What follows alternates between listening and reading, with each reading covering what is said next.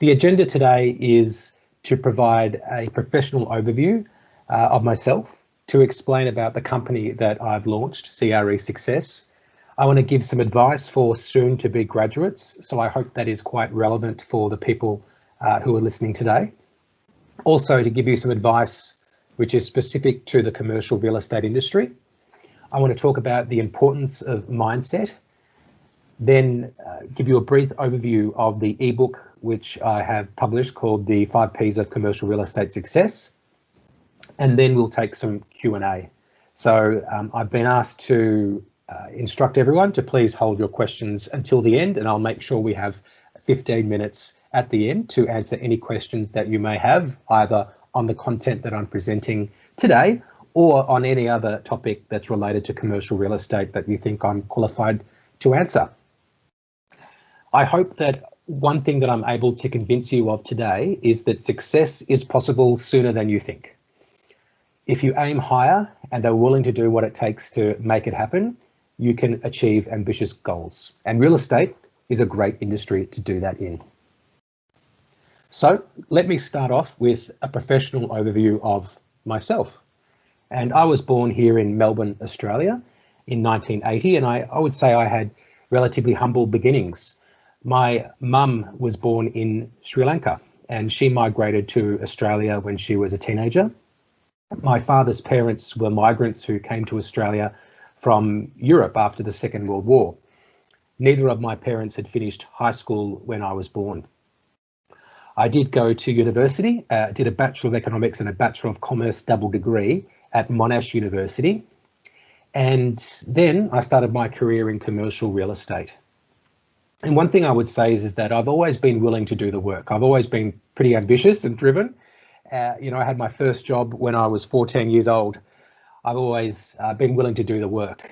So that helped me in my career. The first 6 years of my commercial real estate career were in Melbourne. From 2001 to 2004, I worked for a company called Urbis. I started as a research analyst on what was formerly known as JHD, providing advice to shopping centre owners and also operators of retail, forecasting turnover, defining trade areas, and so forth. Between 2004 and 2005, I spent a year and a half in a company called M3 Property, which is a national valuations company, where I was the research manager responsible for doing things like providing bespoke consulting for clients and also providing forecasts of future rental growth that were used in valuation models. In 2005, I joined JLL and I was the head of research in Victoria. Victoria is the state I live in, Melbourne is the capital. And I was also the head of strategic research in Australia. Then in 2007, the company gave me the opportunity to move overseas, which I took, and I went to Seoul, Korea. I spent another 8 years with JLL in Korea, and I held the position of national director, and I was the head of numerous departments, research, consulting, leasing, and tenant representation. In 2015, I was recruited by CBRE to become the managing director and country representative of their business, which I did until 2018. I then returned home last year and spent a year with JLL in tenant representation as a director. And then just 4 months ago, in April, I founded CRE Success. There's a great TED Talk which I can recommend, which is called What's Your Why? This is a TED Talk by Simon Sinek, and I'm not a huge follower of his work, but I can certainly recommend this TED Talk. I think it's important to be able to answer why you do what you do, especially if you decide to start your own venture. But I would say that, why do you want to do this job? Why is it you want to do commercial real estate? There are questions that are undoubtedly going to come up in job interviews. So I think it's a worthwhile exercise to figure out what your why is. And the answer needs to be something more than, I want to make money. It's really that passion and that purpose that will help you keep motivated and focused. The slogan of CRE Success is, we help people in commercial real estate achieve success more quickly and facilitate leadership development in the sector. And my aim is to become the go-to resource for professional development in the industry in Asia Pacific. Getting back to why, I started this company for a few reasons. I wanted to make a more meaningful contribution to the industry. I came back from Korea last year, and when I was there, I held several leadership positions. I wanted to come back to Australia, but I accepted a role which wasn't a leadership position, and I soon figured out that I'm probably better suited to a leadership role. This company allows me to be a leader in the industry, but on my own terms, and the size of the impact that I can make is ultimately based on how much I can grow the company. The second why is I saw a gap in the marketplace. I know that there are a lot of coaches, mentors, and trainers that specifically target the residential real estate sector. And there are general coaches that target people who work in commercial real estate, but none that were specializing in it. The third reason is that I believe there is a need and capacity for better leadership in commercial real estate. I think many people who are coming up in the industry don't receive the support that they need to grow. They can really use role models and mentors to support them. And I think many leaders don't provide that support because they haven't been shown how to do it. They need someone to coach them to be better leaders, or maybe they don't want to, or they don't think it's their job. And the fourth why is that, I think I'm capable, I've got the experience, I've got the knowledge, and I've got that passion to fill this role, to be of service. I think I can do it as well as anyone I know, and I'm willing to step up and take it on. I recommend that, I recognize that it is a responsibility, leadership, and I think I'm the right person for the job.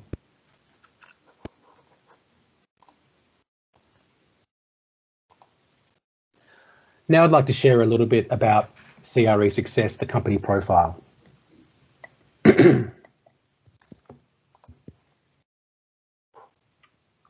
So there's only one person in the company, and that's me. CRE Success started in April 2020. We provide coaching, consulting, mentoring, and training for the commercial real estate sector in Asia Pacific. I've got what is called a content-driven marketing strategy. There is CRE Success, the podcast, which I released in June. That podcast has reached the top 20 in the Apple Podcasts careers charts in 8 countries in Asia Pacific, including in India.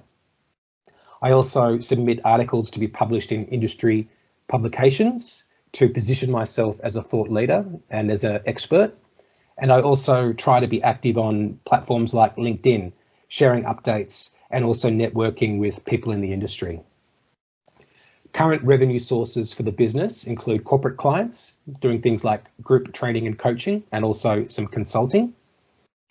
Individual clients, I do one-on-one coaching and also invite individuals to be part of group training and coaching sessions.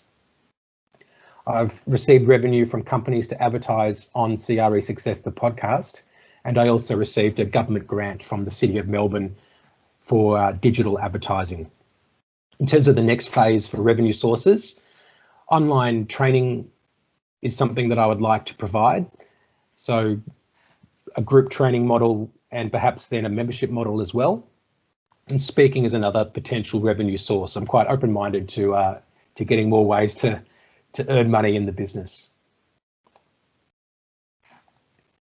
Okay, so that's enough about me. I'd now like to move into some of the more strategic and tactical advice that I've been asked to cover today. And this is the advice that I'd like to provide to soon-to-be graduates.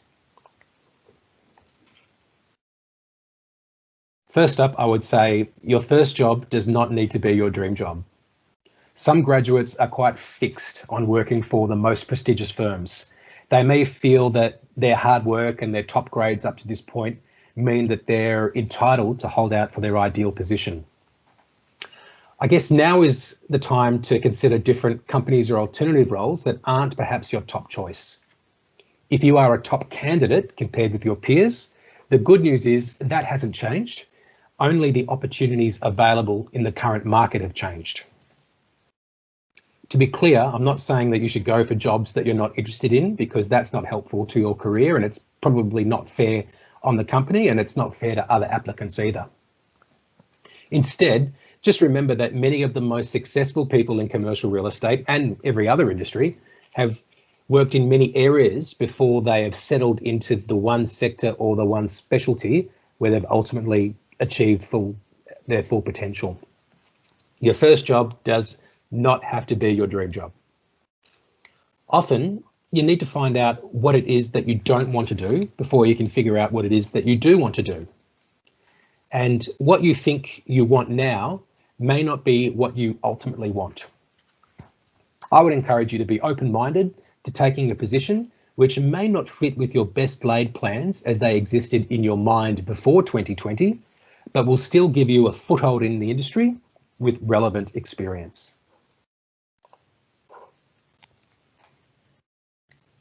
Next up, graduate intake programs being cancelled reflect the high amount of uncertainty that currently exists.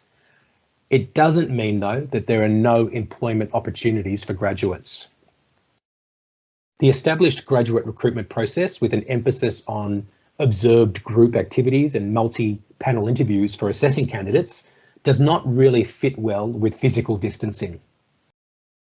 Many firms may have decided to cancel their graduate recruitment program because they need to focus on their core business, and retention of as many of their existing employees as possible is currently a higher priority. You may already have personal links with the talent acquisition teams at firms that you are targeting for graduate recruitment. You could also have connections with other decision makers in the firm where you would like to work. I would say that now is the time to keep them updated with what you are doing. Some of your competitors for these jobs will hear that graduate recruitment is on hold, and then they will not take any further action. Don't be that person. Make sure that you ask your existing contacts within those companies about what parts of those companies may still be open for hiring right now, and make sure that they know that you're open to other opportunities. Even if there are no job openings today, things can change quickly, and you want to be top of mind when they do. My next piece of advice is to spend at least 3 hours on every job application.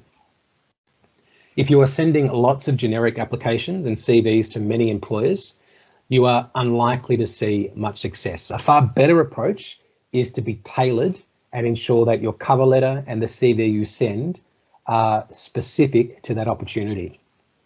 Let me share a few tips on how you should approach each and every job application. And I'll do that on a new slide because I think this is quite important. So a few tips for job applications. Firstly, you want to make sure that you read the instructions carefully and follow the process. If you're asked not to use PDF, then don't use PDF. If you're asked to submit a cover letter in a certain format, then make sure you do that and cover everything that they've asked for. I recommend following the instructions, but also going above and beyond the minimum requirement if you can. So for example, unless it says specifically, do not contact the hiring manager, there's nothing wrong with making contact with who the hiring manager is personally, or asking the talent acquisition team for some guidance on what they're looking for to make sure that you stand out. I know from my experience as a manager, I'm much more likely to take a closer look at an application from a person who took the initiative to personally reach out to me before submitting their CV. Secondly, get the look and feel right. Your cover letter should be 1 page maximum, maybe about 300 words, and a CV should be 2 pages maximum. Make sure the formatting is not too cramped and is easy on the eye. Number 3 is to make a professional digital impression. And what I'm talking about there is, if you're sending the email from a personal account, make sure that the email handle is professional sounding. So something simple like your first and last name and some letters at gmail.com is usually a safe option. Be sure your LinkedIn profile has a professional looking photo and the information on there is up to date. One thing to look out for is that if the information on your LinkedIn profile contradicts the information on your CV, that could raise a red flag that will put you at a disadvantage in the recruitment process. Next up is to have a tailored cover letter that explains how your skills and experience are relevant for the position. So you want to go back to the job description, you want to have a look at the company website, and if known, find out who the hiring manager is, and then make it relevant to them. Note the contribution that you can make to the future of the business. So cover letter should be very forward-looking, unlike your CV, which is about your past experience, and it should demonstrate your capacity to be able to perform the key requirements of the role. I think it's also appropriate in the cover letter to show your genuine enthusiasm about the opportunity. If you can, try and make it a little bit personal. Don't be generic. You want to stand out. And also make it clear on how the person can contact you. Put your email address and or your phone number in the last line. So if someone's really happy with that cover letter, they can immediately take action and get contact with you. The fifth point on this is to provide a CV that is optimized for that opportunity. Now, I know many of you will have a baseline CV or a template that you have. What you want to do is make sure you go through the job application and the company website and make sure you meet all of the criteria and make sure that the CV that you submit is aligned to the company's values in that specific job. So, for example, you want to make sure that you might change some of the examples that you use in your CV to make it relevant and specific to the opportunity. And the last point I put here is to proofread everything 2 times before you send it. Everything from the date on the cover letter to the company name that you're applying for to the recipient's name. Make sure you double check all of that. I can tell you there are many times when you receive cover letters which people have clearly used as a template and they've left the previous company they've applied for, and it just is so unfortunate because it takes away from everything else that could be positive about that application. All right, back to the main list of the advice for soon-to-be graduates. And next up is to consider growth industries with property needs. Other industries may be hiring, or property peripheral sectors could be growing right now. Nearly every industry has some property needs, including some of the fastest growing in the economy right now, like technology and biotech, for example, and also some of the non-commercial industries, which are growing faster than the private sector. Things like healthcare and the public service and perhaps even education. Depending on what happens with international travel, domestic education could actually grow in the short term. Some sectors which are adjacent to real estate, like construction, facilities management, logistics, all of these industries are going to need quality property graduates. You could also look to get involved with a prop tech startup, where younger technology savvy professionals with property credentials are likely to be in high demand. When buildings do fully reopen and people go back to work as normal, the industry is going to need innovative solutions that help manage COVID-19 risks. Many of these solutions are going to come from the prop tech and startup space. So I recommend not limiting yourself and opening your mind up to what might be suitable places for you to work. Everyone knows to spend some time brushing up on their CV, but how many university students optimize their LinkedIn profile? LinkedIn is where many property professionals hang out. And I hate to tell you, but if you like hanging out on TikTok, that's great, but it's probably not where the majority of people who are making hiring decisions are hanging out. So you should probably be on LinkedIn, and beyond making sure that your profile is up to date and is designed to be found by prospective employers. And that would, if you did just those minimum things, that would put you way ahead of most of graduates and people looking for work. But you should also connect and engage with relevant people on LinkedIn. This means sending them a personalized connection request and then engaging with their content so they don't forget who you are. I think you get bonus points if you actually contribute content into the platform and being a core part of the conversation. Making your own content is a great way to start conversations and to demonstrate your leadership capability. Commenting on other people's thought leadership can also help get you better known amongst people who matter. Once you've formed a relationship with someone online, your aim should be to take that conversation and relationship off social media and bring it into the real world. You can ask them to meet in person, or maybe right now it'll be for a Zoom meeting, and just make sure you're clear on why you want to speak to them. For example, you could say, I see you've done this and I'd like to speak to you about that. I think commercial real estate professionals and people who are more senior than you are only human, so flattery can go a long way to getting their attention. Just make sure you're clear on the purpose so people know why they should take the time to speak with you. The last tip I've got here might be a little bit different, and it is speak to your parents, or maybe someone else older than you with more experience at least. Now, maybe you feel you already get enough advice from your parents as it is, but I would try and get advice from them based on their experience that can actually help you. The jobs market may have been very difficult or different when they were your age, and the composition of the Indian economy was probably different too. But I would say that they probably still have some great lived experience which can help you, and they probably know you better than you think they do. Therefore, they're going to have some relevant advice for you, and you can ultimately choose to follow it or not, but it certainly can't hurt to listen to what they have to say, and they will probably be very happy to hear you ask them for their opinion. So that's my advice for graduates when it comes to finding a job. Now I'd like to talk about some career advice which you can put into practice once you are in the workforce. And to set the scene, let me tell you something more about my career. I became the country head of CRE Korea at 35 years of age. I led a team of 300 people covering a range of disciplines, from property management and facilities management to valuations and consulting. The business covered property management, tenant representation, leasing, sales, across a range of sectors: office, industrial, and retail.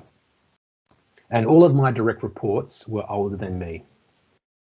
I was also doing this in a foreign country, and in Korea, where the society is extremely hierarchical and age is very important. I guess the point is that if I'd let myself be confined by the expectations of others, I would never have taken on this opportunity, and I would not have accomplished what I did in the role. And if I didn't do that, then I probably wouldn't have had the confidence required to do what I'm doing right now. So with that in mind, I want to share some career advice with you based on my experience, which will hopefully help you advance your own career a little bit more quickly. Firstly, take on responsibility when it's offered. If you take the attitude, it's not my job, I don't want to do it, you won't have the opportunity to grow. When you are given additional responsibility, it can be a trial run for taking on more responsibility permanently. Getting the opportunity to take on additional responsibility is also a chance for you to trial a new position. You may find that you don't like it, and that could evoke awareness that maybe the ladder that you're climbing is not the ladder that you want to climb up, which can help you crystallize what you want to do in your career. So I think there's a lot of upside and a lot to gain and very little to lose when you do take on additional responsibility. Next up is to pursue opportunities that you're interested in. I always back myself to be able to do a bigger job if I thought I could, even if it was a bit of a stretch. If you don't put your hand up, others may assume that you're not interested. If you sit back and wait for people to offer you the job that you want, you'll probably be waiting a very long time. On the other hand, if you back yourself and then you get the job, that means that someone else has the confidence that you can do it, which is a great vote of confidence, and will give you a lot of, I guess, drive and I'd say again, confidence to be able to do a good job.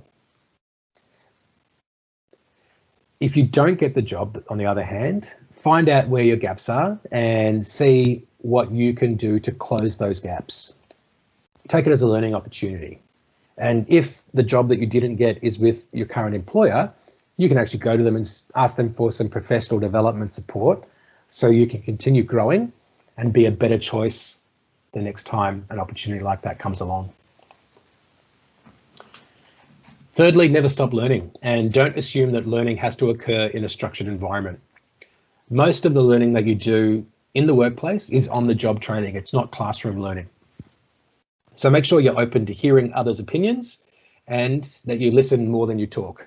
Try to remember that you were given 2 ears and 1 mouth for a reason, and it's wise to use them in that proportion when you're speaking with others so you can learn more.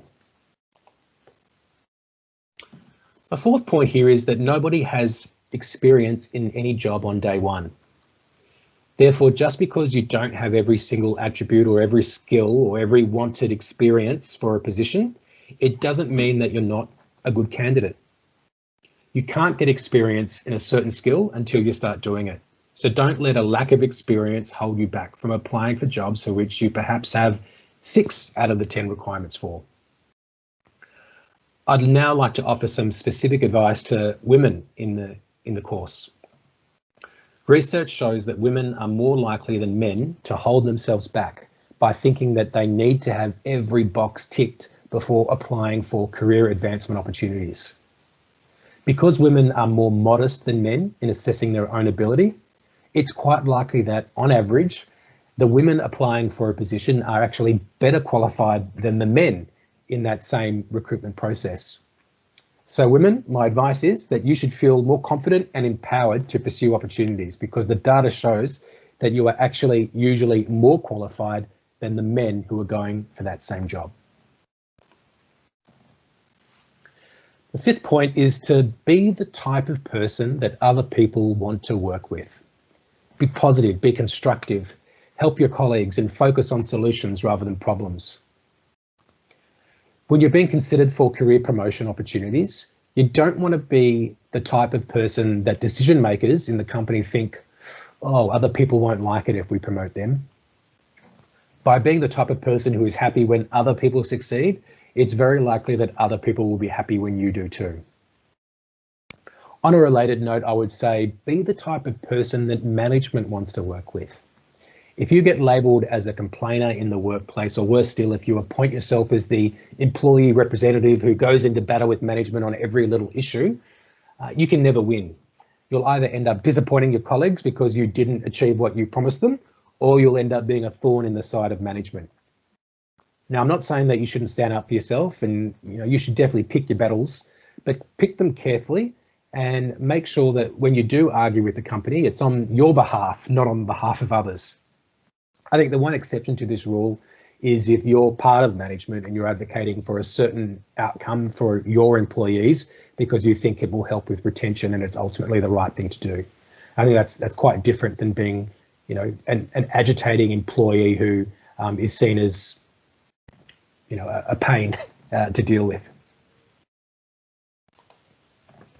And number 6 is to watch out for your blind spots. It's more common nowadays for people to say, focus on your strengths. But I personally think that you're only as strong as your weakest link. So you need to make sure that you neutralize whatever your Achilles heel is.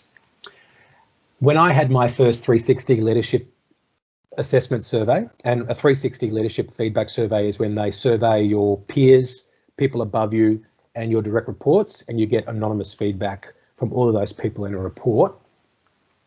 The bits of negative feedback which I received, which were fair, were that I could come across as arrogant and that I needed to do a better job to control my temper. So I did my best to take that feedback on board and to deal with those blind spots. In regards to being arrogant, I started to try to be more modest. And I think there are only a few situations when it's time to boast about your accomplishments in the workplace. One of them is probably during your annual review, or when you're negotiating for a pay rise, or when you're going for promotion. The fact is that other people really aren't that interested in hearing about how good you are. And rest assured, if you really are that great, then your work and your accomplishments will speak for themselves. As for controlling my temper, that one was a little bit harder for me because I'm probably naturally a bit of a hothead. But I learned ways to control it. And in my last 360 leadership assessment, most of my colleagues, the worst thing that they could say was that they could tell when I wasn't happy because they could tell by the look on my face. Now, I wasn't actually doing anything in terms of raising my voice or saying anything that I regretted. And I'm only human, so under pressure, it's going to show that perhaps I'm not 100% happy. But the fact that I wasn't reacting in a bad, negative way, I think was real progress. It's also important to remember that, everyone makes mistakes and nobody's perfect. So, obviously everyone does have weaknesses, but if you can neutralize your weaknesses and if you're open to receiving feedback, it's going to put you in a much stronger position to succeed in your career. So make sure you try and figure out what those blind spots are Usually that information can only come from other people. By definition, you can't see your own blind spots, and then try and neutralize them. And that's going to be a good way for you to accelerate your own success. All right, so I want to talk now about the importance of mindset. The one thing that you have full control over is the one thing that ultimately decides if you're going to be successful, and that's yourself. All of those things which are out of your control, the market, the economy, other people, they're just the environment that you operate in. So I think the question that you want to ask yourself is, what are you going to do to make it more likely that you will succeed in your environment? Getting your mindset right opens up your mind to what is possible. It's important to remember, I think, that no one decides if you're going to be successful or not. The lecturers and professors at university don't make that decision. Your colleagues or boss doesn't make that decision on their own.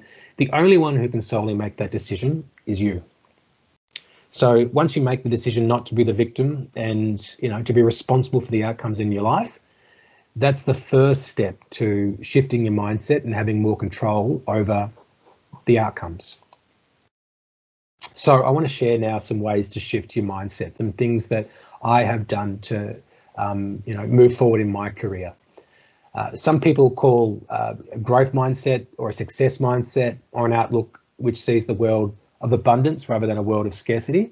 What I'd like to do is just focus on how I've shifted my mindset to give myself confidence to take opportunities and to keep moving forward, even in the face of setbacks that I've faced along the way and during my career and in my life. So this is just a little snapshot of my my bookshelf, and the point I'd want to get across here is that when you feed your mind with good and positive information, that will help you get better results. You might have heard the saying, garbage in, garbage out, or rubbish in, rubbish out. So you want to make sure you're feeding your mind with lots of positive sources of information and information that ultimately resonates with you. I've listed here a few of the authors that have resonated with me: Bill George, Brian Tracy, Dale Carnegie, Michael Port, Weldon Long. You can have a look at them, but ultimately you want to find out who it is that resonates with you, and also figure out your preferred learning style and then consume and retain content that way. So it might be that you prefer to read rather than listen. It might be that you prefer to consume content first thing in the morning or before you go to bed. It might be that you like to listen to things when you're sitting still or when you're being active. All of us have different learning styles and modalities we prefer. The point is to find whatever is easiest and best and most effective for you, and then to go with that. And I would say that the content that you consume doesn't need to be authors necessarily. You can get inspiration from podcasts, from email newsletters. There's so many different ways to consume content, and so much content available, and so much of it available for free right now. If you do like a certain author, but you don't like reading, another thing I'd recommend is finding out what podcasts that they've appeared on. Whenever authors release books, they always do a book tour, and that involves lots of podcasts and interviews on television. So you can listen to those podcasts, or you can watch the interviews on YouTube. Lastly on this, I would say, don't force yourself to read something just because somebody's told you that it's a good source of information. Just because someone else thinks it's good doesn't mean it's right for you. So if you're bored with a book, don't try and force yourself to finish it. I would recommend, read something that you're motivated to keep on reading. And when you find an author or a source that you really like, then try and go deep with that source of content. Next up is to set bigger goals. Aim for the moon and you'll still reach the stars. Another thing you can do is to break bigger goals into smaller goals that gets positive reinforcement going. So ultimately, bigger goals are just a series of little goals that you achieve. And when you look at bigger goals as small steps, you'll get more momentum towards achievements. It'll make each step more manageable, and it will just keep you moving forward. And another way to think about this is something called goal setting to now. It's also might be, reverse engineering. So if you think about the outcome that you want, if you say, I want to be CEO in 10 years, then, well, what do I need to do in 5 years in order to be on the right track? What do I need to have done 3 years from now to be on the right track? 1 year from now, 3 months from now, 1 month from now, 1 week from now, 1 day from now, 1 hour from now. It will get you thinking about the steps that you need to take in order to achieve that ultimate goal that you're looking to achieve. I think reviewing and acknowledging the progress that you've made also gives you incentive and positive signals that encourage you to keep going forward. So make sure you do celebrate the small wins along the way when you achieve goals that you set for yourself. Thirdly, I would say remind your mind. So some things that I do, one is to write down your goals, and research shows that the simple act of writing down your goals means that you're 42% more likely to achieve them if you write them down. So why wouldn't you write them down, I would say? Writing down your goals forces you to get clear on what it is that you want to achieve exactly. And I think the act of writing them down does play a part in motivating you towards completing the tasks that you need to in order to achieve that success that you're looking for. The next thing to do is to make sure you review those goals once you've written them down, and try and do it every day. Ways that you can do that: you can set calendar reminders that pop up every day and you can read them at that time. You might have a voice memo that you play on the bus on the way to university or in the car. You can leave post-it notes on your desk, in the bathroom, on your fridge, anything that helps keep things top of mind so you remember them. Another thing is to keep going over books that you've read and keep summaries of them. So when you read something that resonates, write it down and keep a summary, and then read that summary later. Even if you don't get back to reading the summary, the fact that you've written it down means that you're more likely to retain some of that information than if you just read the book. And finally, I'd recommend sharing your commitment with others. So you are much more likely to keep a commitment that you make to yourself and other people than if you just tell yourself you're going to do it. So if you tell 3 people that this is what you're going to do, then you've got an accountability partner. And it just makes it more likely that you will achieve that goal. So just to recap on shifting your mindset, it's feeding your mind, it's setting bigger goals, and it's reminding your mind. So the 5 Ps of commercial real estate success is a short ebook I wrote to complement the starting of my business. It's meant to demonstrate some of my values, but also it's a way to share what I've observed as being the most common attributes of very successful people that I've been lucky enough to spend a lot of time with and to be exposed to over my career in commercial real estate. It's free, and if you'd like to get a copy, you can go to cresuccess.co/ebook and download yourself a copy. cresuccess.co. Anywhere on the website, you'll see pop-ups to download that. So let me just quickly run through what the 5 Ps are. The first one is passion. So what gives you the clarity of purpose required to do the hard yards? What drives your ambition to succeed? There really is no wrong or right answer as long as there is an answer. And I think that if you don't have passion for what you do, you probably don't enjoy it in your heart of hearts. And if you don't really enjoy what you do, the odds are stacked against your success. So I've seen that most people who are successful do have a passion for what they do, or they have a burning desire or reason to do it.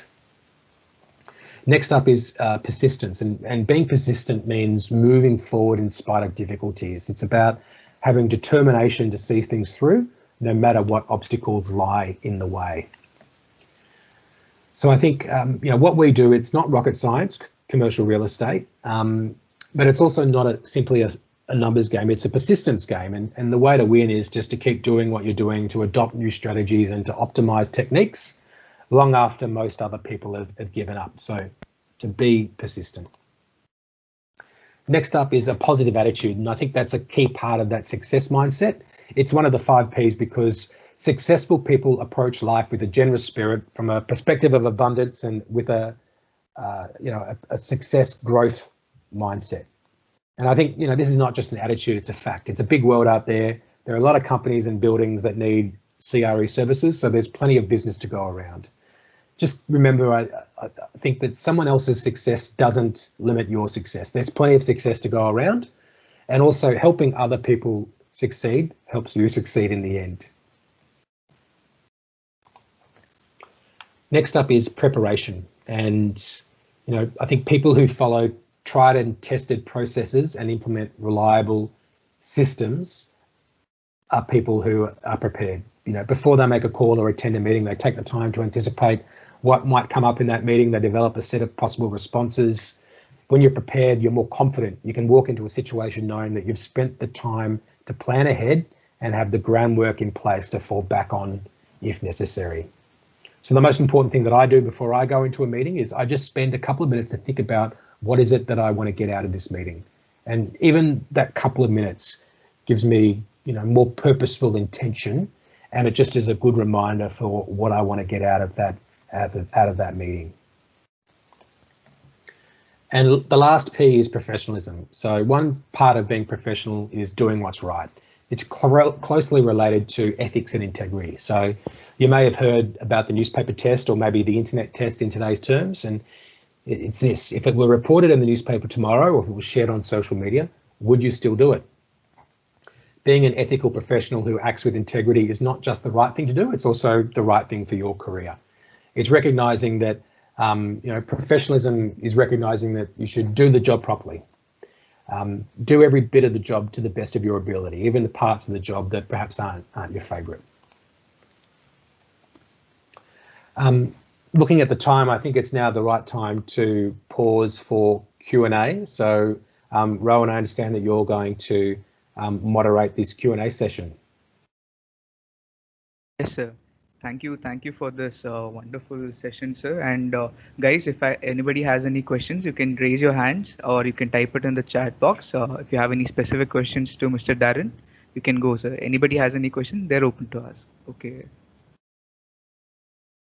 Yes, Vasi, you can open your mic, and followed by Vasi, Krishnakant can take over. Vasi, you can open your camera, or if you can unmute yourself.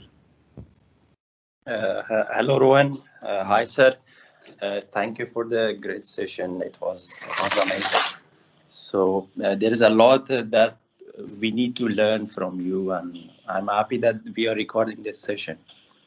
So something that I wanted to ask, it has to do with the mentorship, because you're definitely very well aware of that. That's your area of work. And also on the book, I wanted to ask, but then I saw your approach. So you're more on about to, you just say that it depends on the person to really go and find the right book for themselves.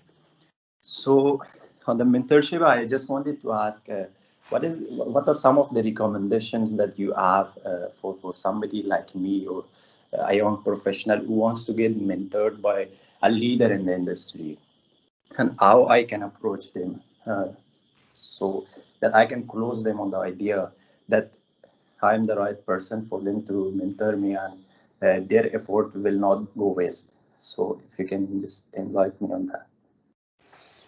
Yeah, it's a tough one, because some people want the glory of being a mentor without the work that it involves. So I think you want to be careful with who you pick as a mentor, because they get the benefit of mentoring you. So, I would think of it in terms of not, I have to ask this person to mentor me, and it's a terrible imposition. You can think about mentoring as, well, actually, it's a good opportunity for them. They get the benefit of spending time to improve their leadership skills, to position themselves as a mentor. And I think in terms of the way that you sell yourself as a suitable person for them to mentor, well, it's about, I think, stating that you're willing to do the work, that, what your goals are, and that you're willing to take some direction from them. So I think a short answer to your question is, think about things from their perspective in terms of why they might want to do it, and try and sell those benefits, and be confident that you're someone who is worthy of their time to mentor, and be willing to put forward the reasons that you think are compelling for them to take on that mentoring opportunity with you. Okay, thank you so much, sir. Next also, I still want to ask my book question. So I know that there must be at least a couple of books or a book or something that actually started it for you? Because for me, that's how it was. So it was just a book that I went through, and just it started for me the whole thought process that I am right now. So if there is that one book for you that you can say this started the journey for you to go after your dreams, what's that book? What do you recommend? Look, I think the one that I like the most is Brian Tracy, and I've gone off him a little bit lately because now he's very much into, trying to sell every little thing, and, he's gone very much online, but he is one of the long-term gurus of professional development and self-improvement.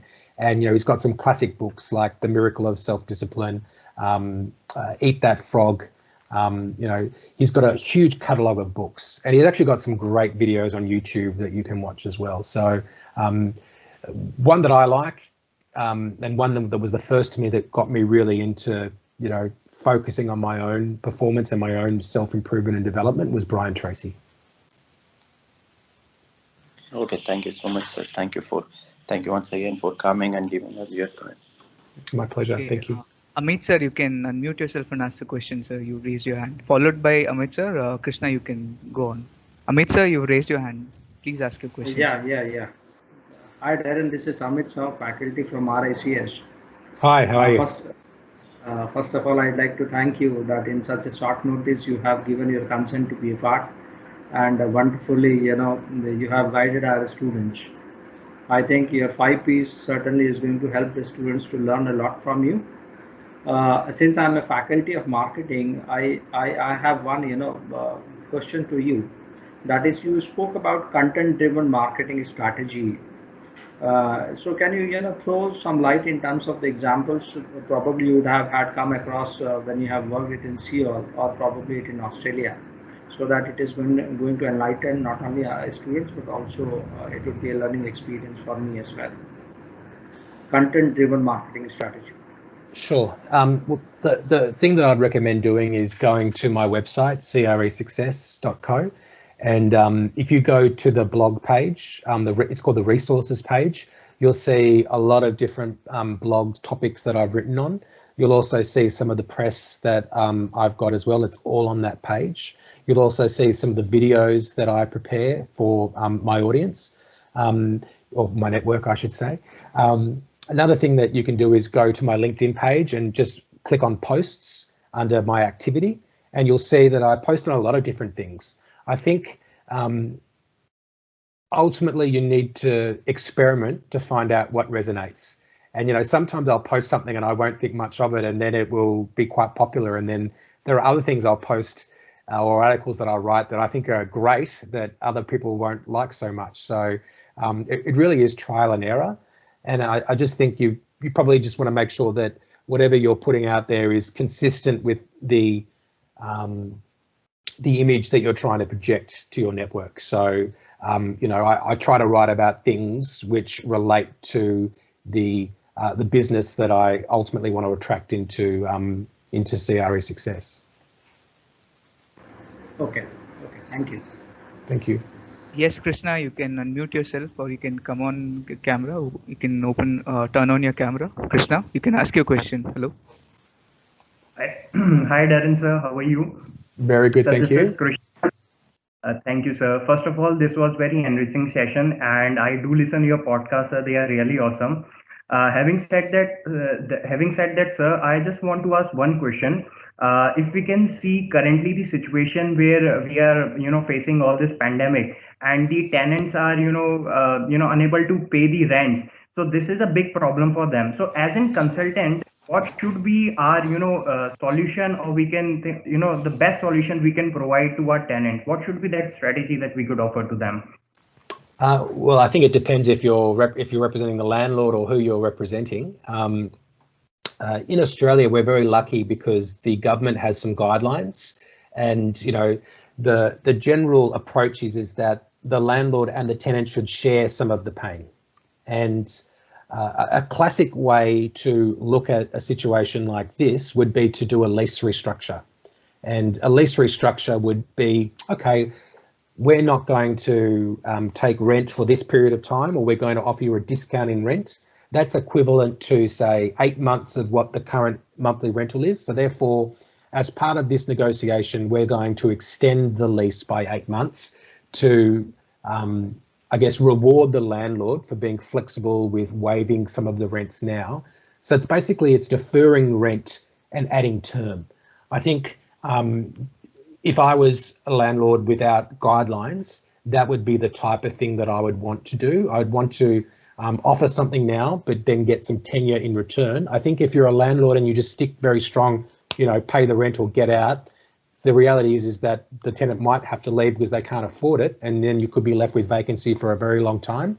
You probably want to think about, you know, what's the market going to look like in the next 1 year, 2 year, 3 years. It's probably going to be very hard to get new tenants if the economy is not great, particularly if there's a lot of new construction going on that has been occurring before COVID was known about. So I'd be focused on tenant retention, sharing a bit of the pain now, but also from the landlord's perspective, getting some term added onto the lease. Okay, thank you so much, sir. Thank you. So, Mr. Darren, I have one question. What was that, you know, very challenging transaction which you did either in Australia or Korea, like, you know, which you put in a lot of work. It was a very complicated process. Like, they were very specific about their needs. A few experience regarding, I mean, you were, I think you were involved in a lot of leasing transactions.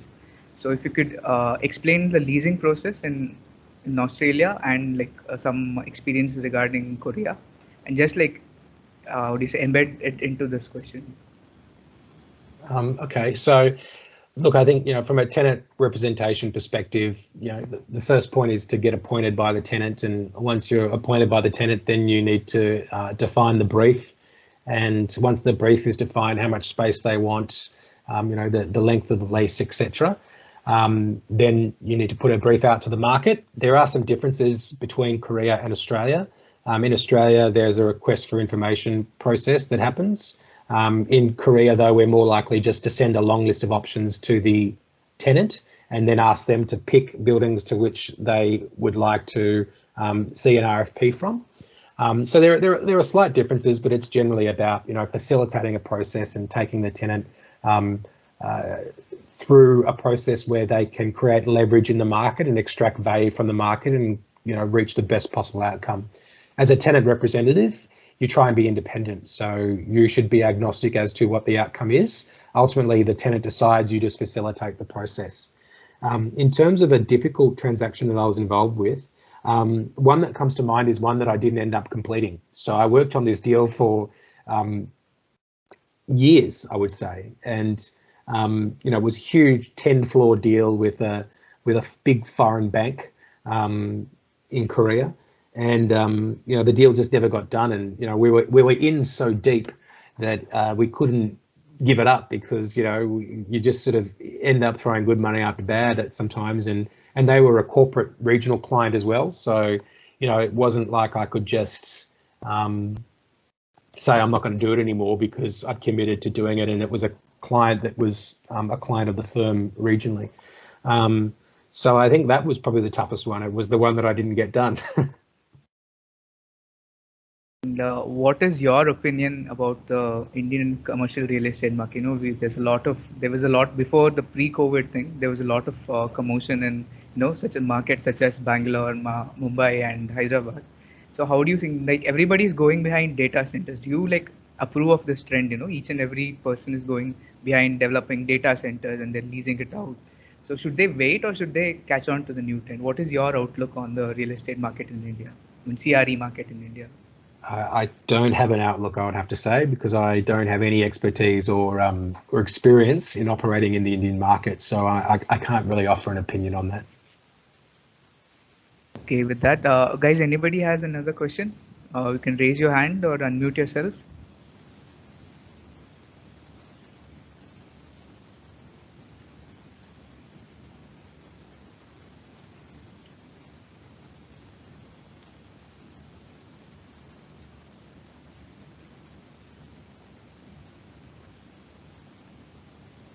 Guys, does anybody have any question?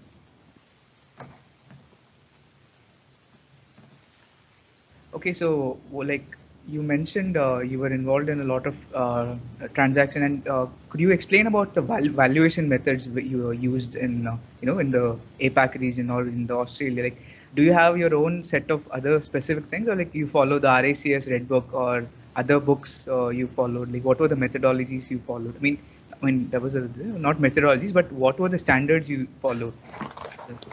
Well, again, Rowan, I would say I'm not a valuer, so I wouldn't be able to go deep into that topic.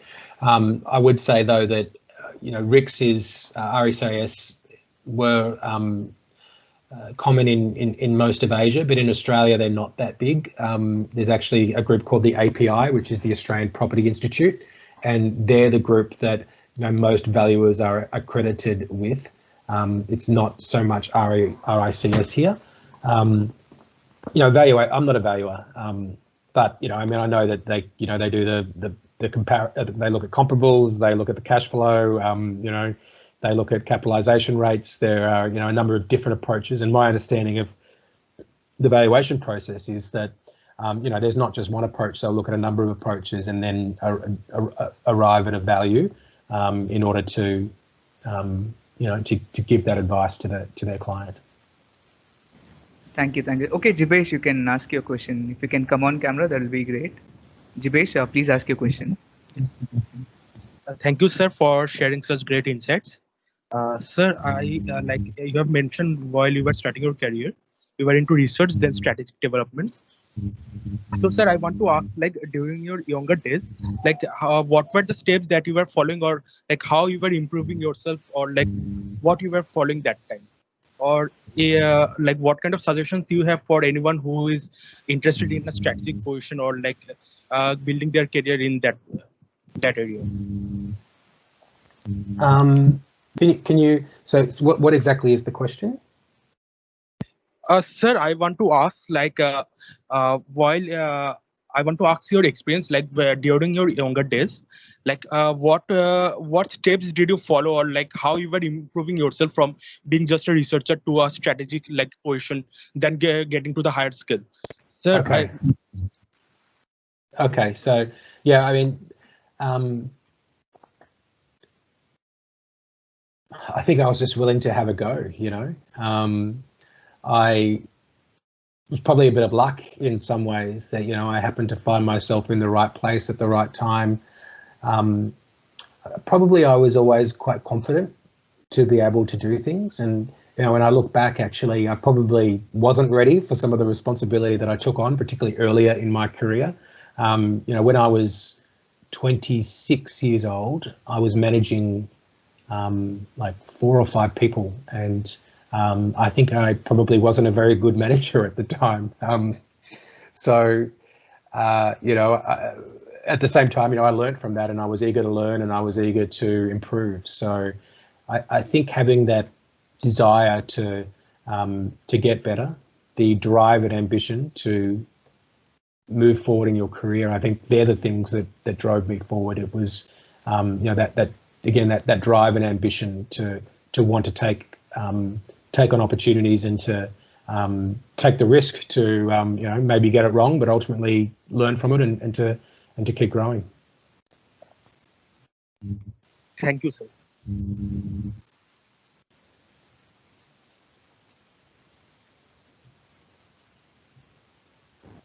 Okay.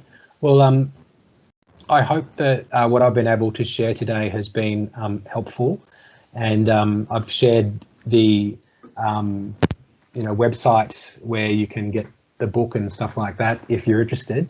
I'd like to say to everyone involved in this program, thank you so much for the opportunity to speak to you today. It was really my pleasure, and I hope that it's been helpful to you in some way.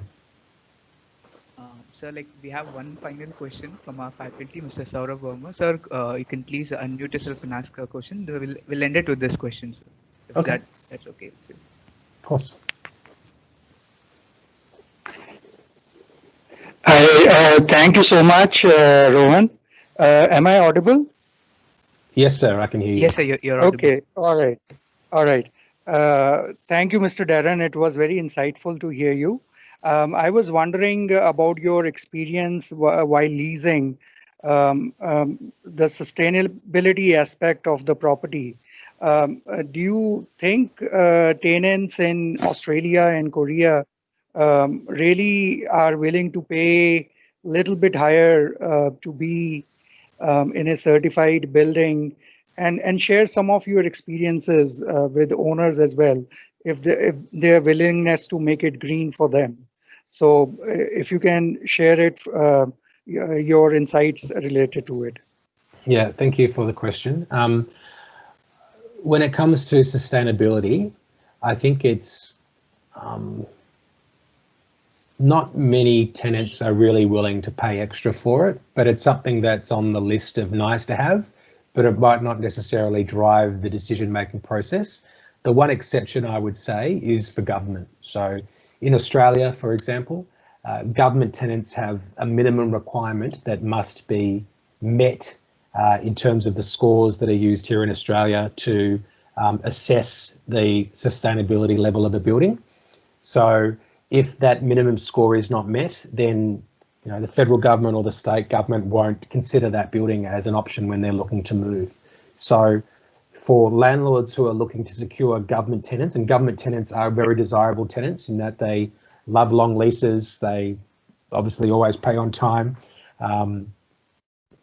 then landlords who want to attract those tenants will make sure that their buildings meet the certain specifications that are required by those tenants. My experience, though, with commercial tenants is that while, like I said, they might look favourably on the sustainability credentials of a building, it's not something that they're willing to pay more for. And I think the evidence of that is if you look at when a tenant is involved in a pre-commitment and they have some control over the development design. There are not many tenants that are committing to spend extra on the rent to meet a certain green standard. There are some, but very, very few. So I would say some landlords do it just because they want to be able to show that they are, if you like, responsible. And there are certain investors that wholesale investors that look at the credentials of individual property investors, and there's I think it's called the GRESB score, which looks at how environmentally sustainable different real estate investors are. But again, I think that tenants don't necessarily pay more, is my experience in Korea and Australia, apart from government tenants. Thank you so much. Okay, sir. So, thank you, Mr. Darren, for taking time off your packed schedule. I know how busy you are. You have a jam-packed schedule, but thank you for taking this time off of your busy schedule and coming. To interact with us. And we are extremely grateful for this opportunity to interact with you and learn from you. And all the best. And hope we meet somewhere in the future offline. And we'd like to host you and welcome you to India. And also like to take this opportunity to thank Professor Anupam Saxena, Associate Dean of RICS-accredited School of Real Estate, Mr. Shivprasad Singh, Associate Director for Programs, MBA RUI, Mr. Amit Sav, Program Coordinator, MBA RUI, and Professor Aparna Soni, Sling in Charge, and Professor Ashish Gupta, Director for Research and Consulting, for their constant motivation and their constant support in this endeavor. And again, thank you, Mr. Darren, for taking your time off. And I know it's night time in Australia right now, but still you're here with us.